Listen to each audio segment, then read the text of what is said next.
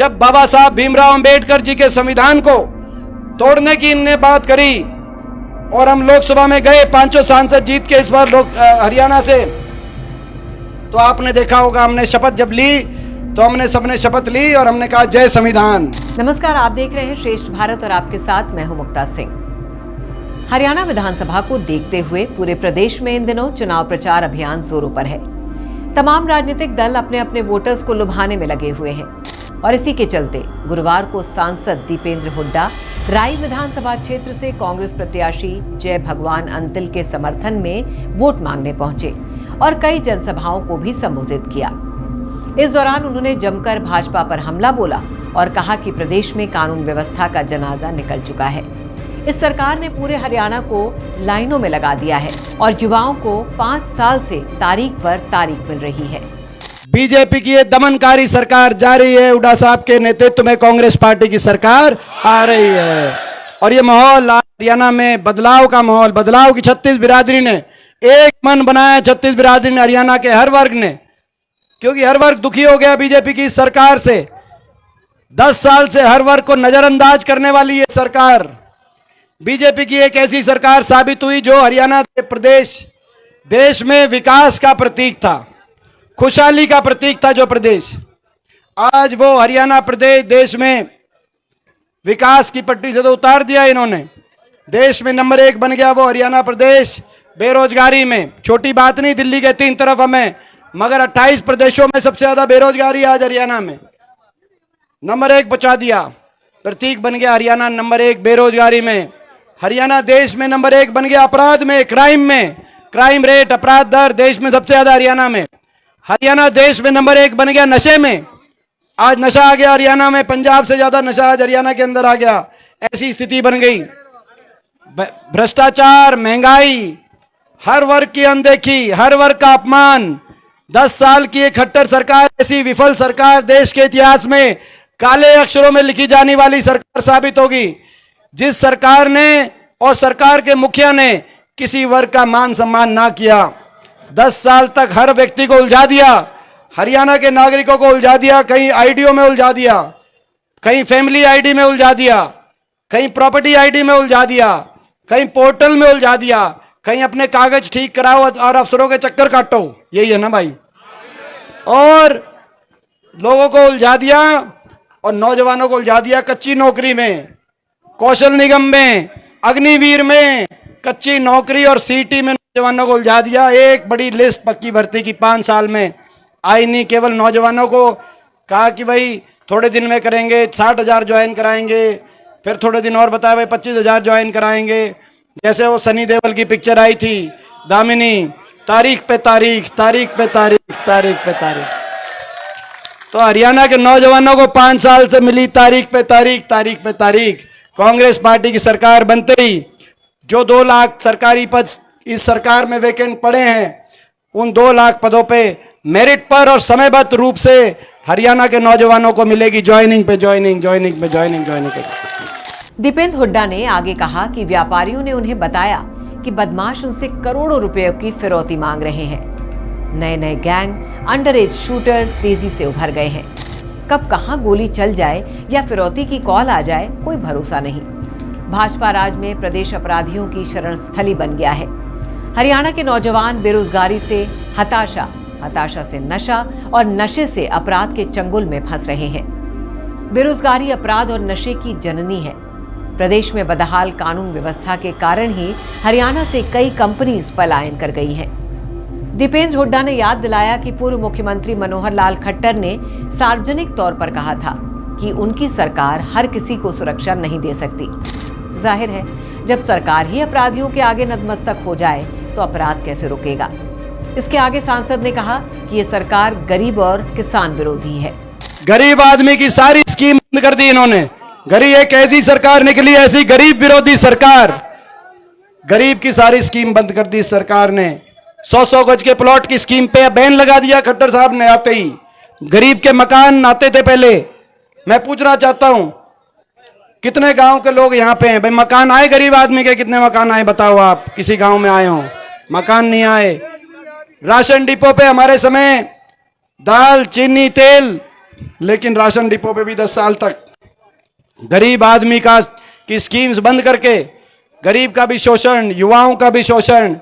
किसान के साथ क्या बनी मुझे बताने की जरूरत नहीं है। 750 किसानों की जान की कुर्बानी लेने वाली अगर कोई सरकार देश के इतिहास में किसी सरकार का नाम लिखा जाएगा जिस सरकार में 750 किसानों की जिसका सरकार ने आहुति ली हो, 750 किसानों के घर उजाड़े हों, तो बीजेपी सरकार का नाम आएगा। ये कैसी सरकार सा बात नहीं मानते किसान की, बात नहीं मानते किसान की, लेकिन कम से कम सहानुभूति के 2 शब्द, दया का कोई भाव तो दिल में होना चाहिए था। कम से कम एक लाइन बोल देते। कितने घर उजड़ गए, किसी का बेटा था, किसी का घरवाला था, किसी का बाप था, किसी का भाई था, हमें दुख है, लेकिन एक शब्द दुख का भी इनने बोला नहीं। इसके बाद दीपेंद्र हुड्डा ने संविधान से लेकर सरपंचों तक कई मुद्दों पर हरियाणा सरकार को आड़े हाथों लिया और नारा दिया, ये तोड़ेंगे और हम जोड़ेंगे। सुनिए। जब बाबा साहब भीमराव अंबेडकर जी के संविधान को तोड़ने की इनने बात करी और हम लोकसभा में गए, 5 सांसद जीत के इस बार हरियाणा से, तो आपने देखा होगा हमने शपथ जब ली तो हमने सबने शपथ ली और हमने कहा जय संविधान। कहा था कि नहीं कहा था? और जब हमने कहा जय संविधान तो बीजेपी तिलमिलाई थी कि नहीं तिलमिलाई थी? और बीजेपी के स्पीकर, बीजेपी से सांसद जो स्पीकर है हमारे माननीय स्पीकर महोदय का, वहीं लोकसभा के अंदर उन्होंने ये कहा था कि नहीं कहा था कि जय संविधान नहीं बोलना चाहिए? और जब उन्होंने कहा तो 550 सांसदों में अकेला आपका बेटा खड़ा हो गया था कि नहीं हो गया था जय संविधान नारे पे? ये ताकत है आपकी, ये ताकत है कश्मीर से कन्याकुमारी तक आपका बेटा अकेला खड़ा हो गया कि संविधान के नारे पे आंच नहीं आएगी।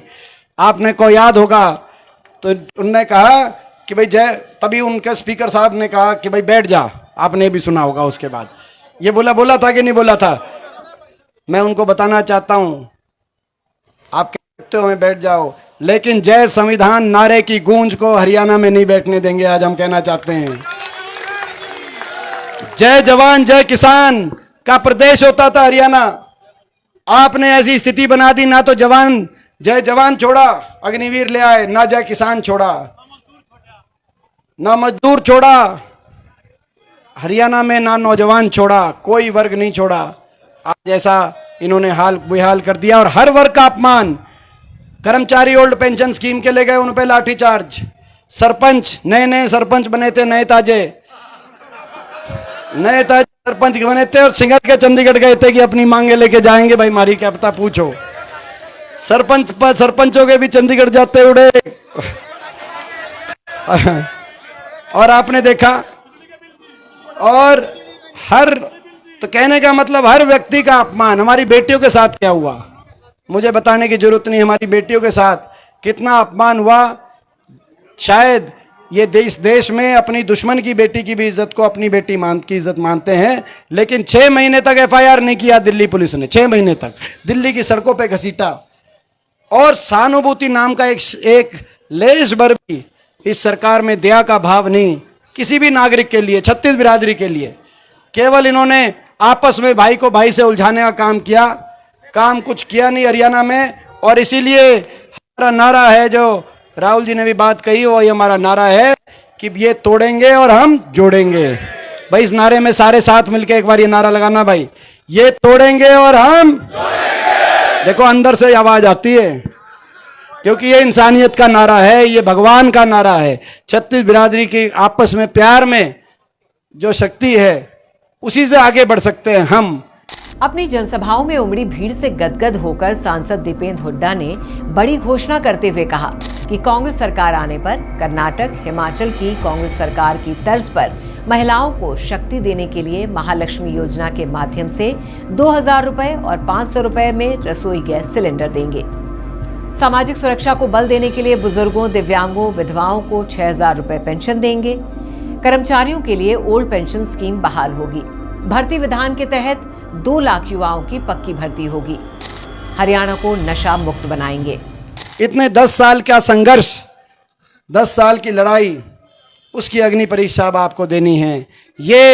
ये मौका आपके पास, आपके दरवाजे पे आया है, इस मौके को मत चूकना, क्योंकि अभी नहीं तो कभी नहीं।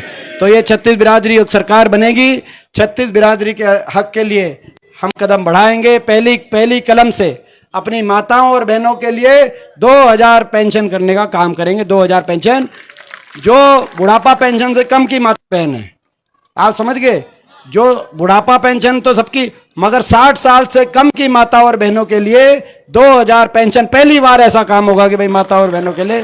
तो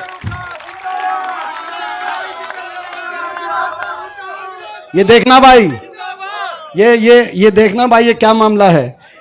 ये मैं कह रहा हूं माताओं बहनों के लिए पेंशन। विनोद कौशिक जी नारा लगा रहे, भाई दीपेंद्र उड़, घर जाके लड़ाई मत लड़ना भाई, कदे घर जाके लड़ाई ये सीधा अकाउंट में जाओगा भाई, मैं बताऊं मैं। हाँ ना, ये बात क्लियर करनी चाहिए जी, मैं बताऊं ना इसका कदे घर जाके कदे। ये है माताओं बहनों के लिए, और 60 साल से ऊपर के लिए हम अपने बड़े बुजुर्गों को देश में सर्वाधिक, दिल्ली से भी ज्यादा 6000 बुढ़ापा पेंशन कराने का हरियाणा में काम करें। केजरीवाल की तर्ज पर चलते हुए कांग्रेस सांसद ने हर परिवार को खुशहाली देने के लिए 300 यूनिट बिजली फ्री और 25 लाख रुपए तक के मुफ्त इलाज की सुविधा देने का वादा भी कर दिया। लेकिन वादे पूरे कैसे करेंगे ये तो वही जाने। लेकिन आप हमें कमेंट करके जरूर बताइए कि जो भी बातें दीपेंद्र हुड्डा कह रहे हैं वो कितनी सही है। क्या आपको लगता है कि ये जो इतने सारे वादों की झड़ी कांग्रेस सांसद ने लगाई है वो इन्हें पूरा कर पाएंगे? तो फिलहाल के लिए बस इतना ही।